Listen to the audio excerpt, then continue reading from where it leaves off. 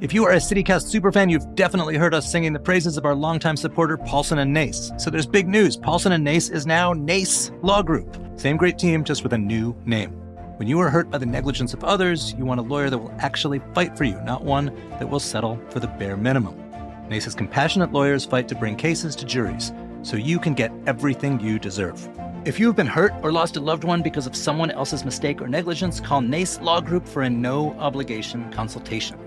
Visit www.washingtondcinjurylawyers.com or call 202-463-1999.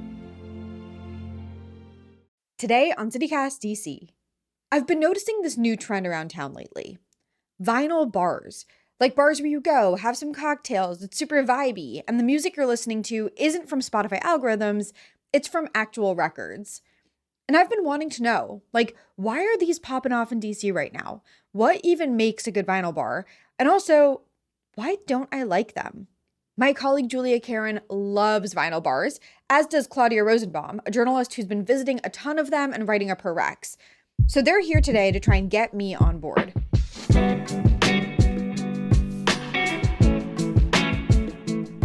Today is Wednesday, June 18th. I'm Priyanka Tilve, and today, DC is talking vinyl.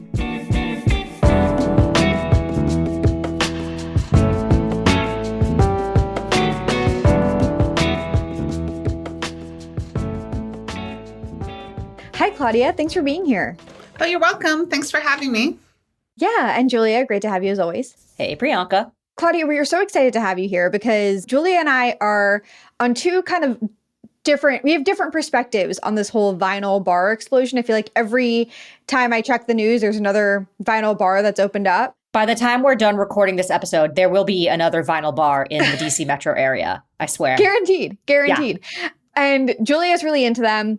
I thought that I would love them, but the ones that I visited, I'm a little skeptical of. And so we're really excited to have you here as someone who's written about this, researched this, to talk to us about this explosion of vinyl bars. And so we're talking about places where record players are central to their identity somehow, right? What exactly is a vinyl bar and why are these exploding all over the place right now? I would say that vinyl bars, they're just these sort of cool listening destinations. It's a whole vibe. You walk in and, nobody has their cell phone out. It's sort of like you're kind of stepping back into time, maybe into the 1970s, and where it's just, you go to someplace where you're kind of just chilling. And maybe the whole album just plays, the whole side of the album plays in the way that the artist wanted it to be played, way they had curated it. And so it isn't just, one song to the next song and a whole different vibe, each song. It's just more of just a listening experience. And you might have heard, this hit from the album, but you might have forgotten the other songs that are there, or songs on the B-side. And I just feel like it's just a way for people, especially in today's environment, to decompress and just make you forget about your worries for the most part, I think. So as the human who is pro vinyl bar on this chat, what to you makes a good vinyl bar? What distinguishes the cream of the crop from ones where you're maybe not, I don't want to go there? Well, definitely I'm going to say for me in DC, the Press Club is the cream of the crop, just because they've seen to every detail in that bar. Not only you're in DuPont Circle, you go down the stairs, it's this cool atmosphere. Someone's at the door, checks you in. It's very small. I'm not really sure how many seats, but it's not a big place. And they've got seats at the bar and seats in the loungy sort of area. And, the music's playing and every detail, when you get the menu for what the food is, it's a little vinyl cover of a record. It's a sleeve, yeah. Yeah, and the coasters are little vinyl records. And they even have this 1970s old typewriter if you make a reservation. And they use that typewriter and will type out a little note to you, and it's waiting for you at the bar. So it's just I don't know. I just feel like you're stepping back in time, and they've definitely seen to every detail. Right. They really went all out with the theme. That's really cool. Are all vinyl bars like that? Because I feel like some of the places that I'm seeing advertised as vinyl bars, it's just a bar where they happen to have a record player in the corner? Like, how many places are actually like what you just described? I think they all try and definitely make like vinyl a theme. Like they have the vinyl records there, they have the record player and so on, and they have these albums that maybe you haven't thought of in a while.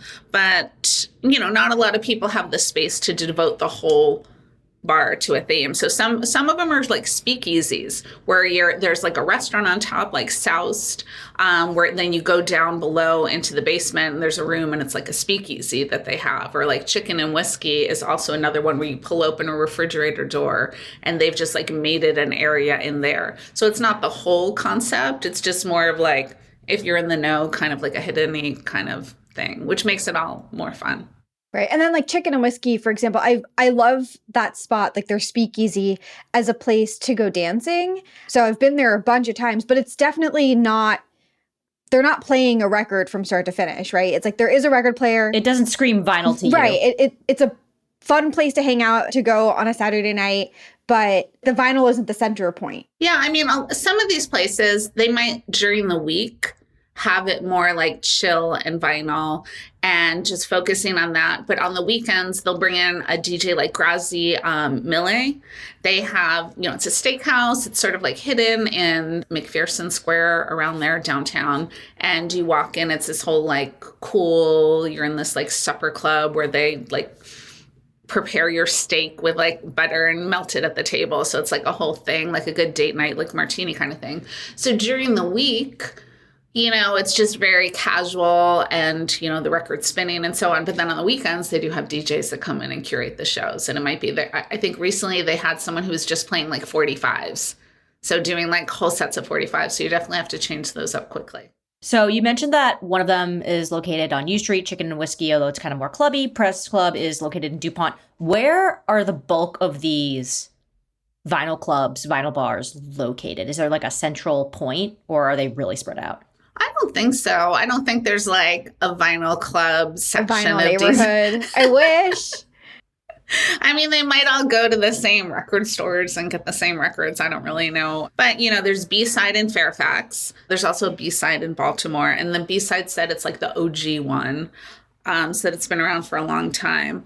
And there's Cana in Adams Morgan, which plays more like Brazilian, caipirinha kind of music.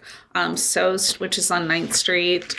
And then just recently, LA Betty in the Mount Vernon Triangle just opened from the owners of a bake joint and Baked and Wired. The DJ booth is next to their natural wine bar. And it's another place where during the week it's chill, but they might have a DJ that comes on the weekends.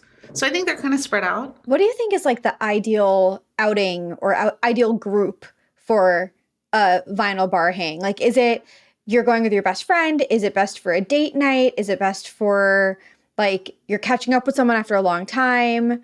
Paint the scene for me. I just feel like it's such a great like night out. I mean, it's so expensive now to go out that you're not going out every night kind of thing. So it's a real treat. And, you're going to be spending the cocktails all over the city. They're not cheap. So you're definitely, in for an experience. So I think it's usually like a one-on-one thing. Like I would say date night, or just somebody who's like special to you. And it's a good way to like, you can also catch up with like an old friend or so on because it's not like the music's blaring. It depends.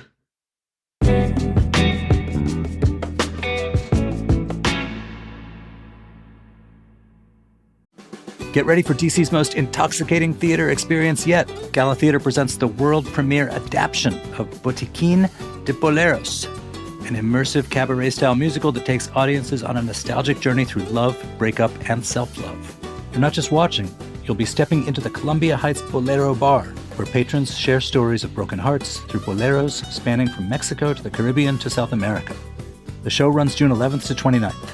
Tickets are going fast. Find more info and get yours at galatheater.org. That's GALATHEATRE.org. This episode is sponsored by Babbel. Have you ever picked a vacation spot based on where you won't need a phrase book? With Babbel, the language barrier no longer has to hold you back. You can start speaking a new language with confidence thanks to Babbel's conversation-based techniques. which quickly teach you useful words and phrases about the things you actually talk about in the real world. Babbel has more than a dozen languages available for you to learn at your own pace, with material tailored to your individual proficiency level, interests, and time availability. I'm David Plotz, CEO of CityCast, and I've been learning Spanish with Babbel. What I really love about learning Spanish with Babbel is that it works with me where I am. The app and the website keep track of what I've learned. They help me review what I probably forgot from last time, and always is keeping me engaged with a new challenge based on actual conversations I might have in Spain or Mexico or Colombia. Especially food conversations, because I love food conversations. So get talking with Babbel. I want you to learn another language, so I'm teaming up with Babbel to give you 55% off subscriptions, but only for CityCast listeners at babbel.com/CityCast. Get up to 55% off at babbel.com/CityCast, spelled BABBEL.com/CityCast. Babbel.com/CityCast. Rules and restrictions may apply. Picture this, you're sipping café au lait at a Parisian sidewalk bistro, effortlessly chatting with locals who are impressed by your French. That fantasy can become your reality when you join the Alliance Française of Washington, D.C. Alliance Française isn't just a language school, it's a whole French cultural experience with exclusive events like wine tastings, film nights, art talks, and more. Summer classes start July 7th. Whether you're a total beginner or practically fluent, they've got courses to make sure you're confident in your French before your next European adventure. Enroll by June 20th and you'll save $20 on tuition. Just head to francedc.org. That's francedc.org. Okay, so putting my skeptic hat on. Here we go. We can have a whole argument about it. I want to hear it. Go. Let's do it. The reason that I have been a little bit disappointed, I guess, by my vinyl bar experiences, and I haven't been to Press Club yet, and it does sound like the goal. Like, that sounds like exactly what I want. Something low key where we're really about the music, but you can have a quiet conversation if you want. Some of the vinyl bars that I visited, maybe it's because I went on a Friday or Saturday night, but I was hoping for that kind of chill atmosphere. And instead it was like really, really, really loud music, but everyone is also talking, and they've cultivated this atmosphere of like chattiness. And so you're not listening to the music, but you also can't really talk to your friend because it's too loud and you can't hear each other. And so I've just kind of found myself sitting there being like, what is it's this? just a bar.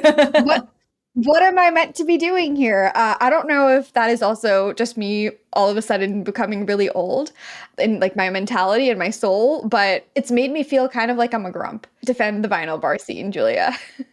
So I think there is something to be said about going on like a Friday or a Saturday night when you know that it's really going to be packed.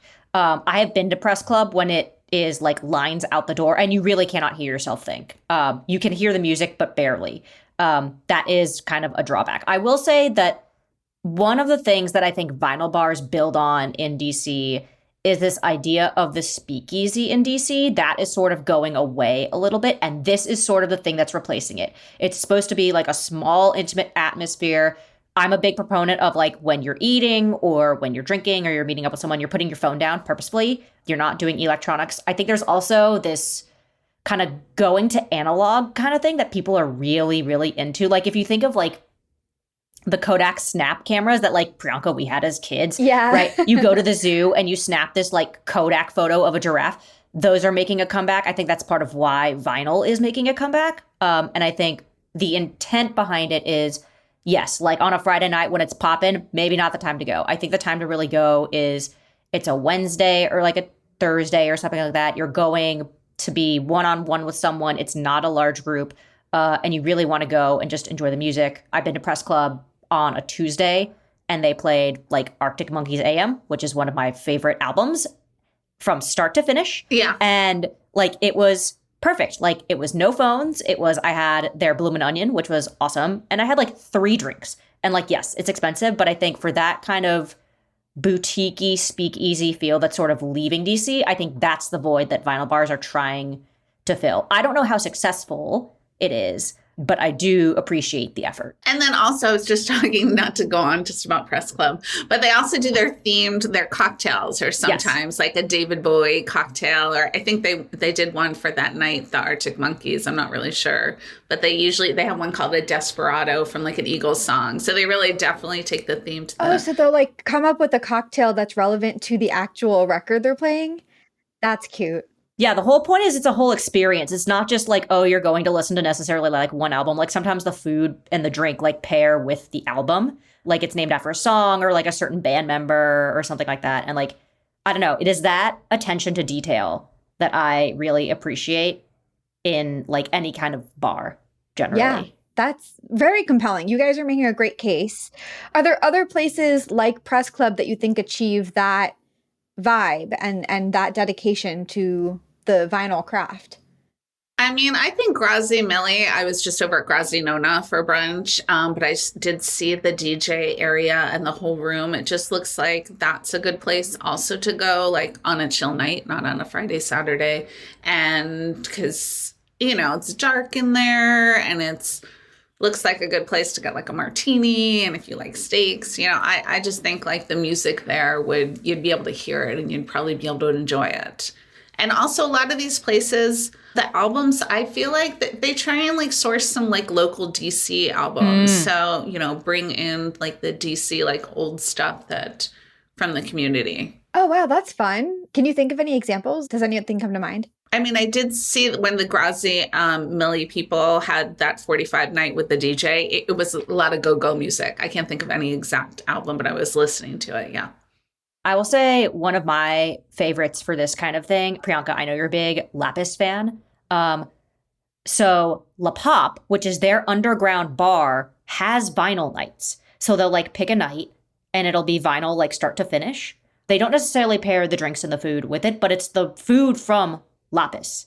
So you're getting food you know and love, drinks that are not quite curated to the music, but you're getting an underground kind of speakeasy, cool place, a little bit quieter from the hubbub of Adams Morgan, which tends to be really loud and sometimes obnoxious. Hubbub is exactly the right word. Correct. And that space that they've been able to make is just really cool. I don't know what speaker system they use, but the music is really clear and very crisp. And you think it wouldn't be because it's underground and it's supposed to be like all harsh walls, but it's surprisingly soft. I don't know how they do it, but they managed to do it. That's really cool. Yeah, I've never been to a vinyl night there. I didn't know they did that, but I do love La Pop as a space.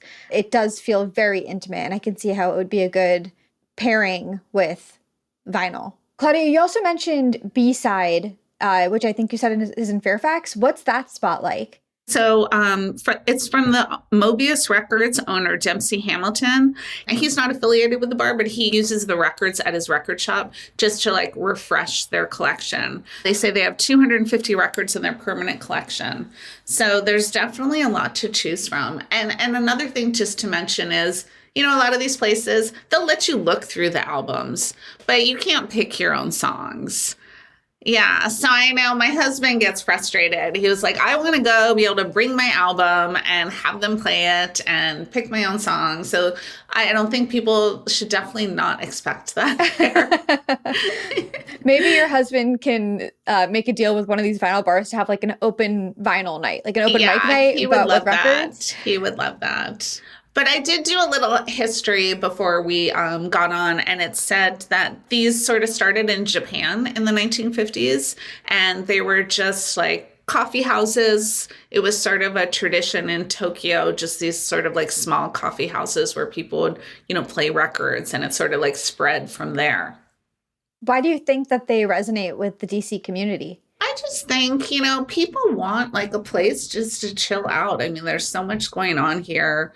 If it's not like a protest walking down the street or what's happening on the news and, everybody's on their phone, and it's just like a good opportunity just to like, check out and just, I think that's what we need right now. And it's just, you could just listen to music, have a cocktail, enjoy some good food, and you don't have to think about what's happening in the world for just a couple hours. That is a beautiful picture. Have we convinced you? Yeah. You have convinced me to Yes! give them a weekday shot. I think I've always gone on the weekend, and maybe that was me shooting myself in the foot. And I will try again, visiting a vinyl bar the way it is meant to be visited at the time it's meant to be visited. So maybe it was all my bad. It was great chatting with you both. And yeah, talk to you soon.